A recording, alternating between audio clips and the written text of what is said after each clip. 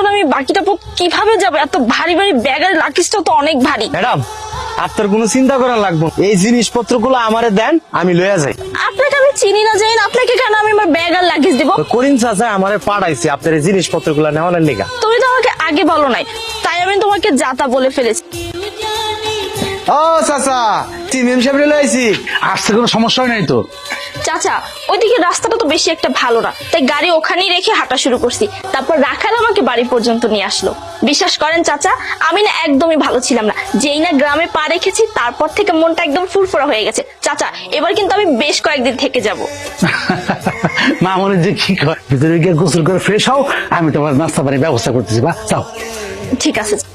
কি রে, আজকে তো রাইতে এত সময় লাগলো, হিসাব করতে কি দেরি হয়ে গেছে?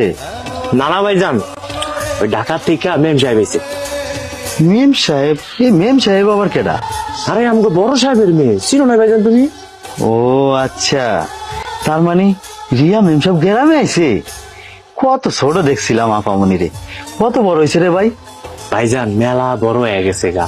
এই যে বড় সাহেব আর বড় ম্যাডাম কত রাগী মানুষ ছিল না, কিন্তু আমাকে ম্যাডাম কোনো রাগী নাই, তার ভিতরে কোনো অহংকারও নাই। তার আচার আচরণ মেলা ভালো, আচ্ছা সহজে সবার লোকে মিলা যায়, তার ভিতরে কোনো অহংকার নাই। কালকে সকালে রেডি থাকিস, ম্যাডাম তোরে লয়ে গ্রামে ঘুরতে যাইবো।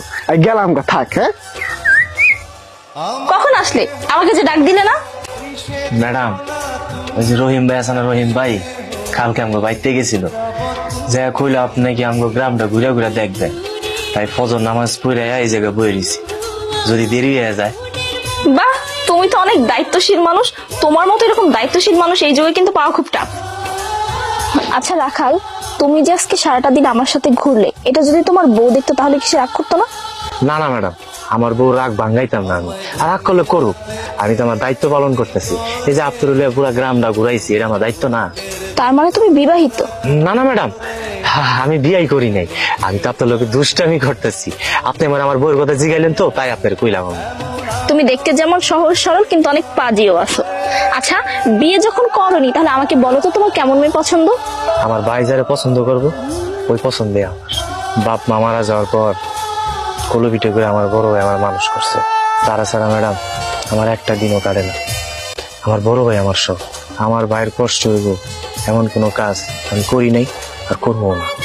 বাহ, লক্ষ্মী ভাইয়ের লক্ষ্মী রাখাল ভাই, তোমাদের দুই ভাইয়ের ভালোবাসার গল্প শুনে আমার কাছে কিন্তু খুব ভালো লাগছে।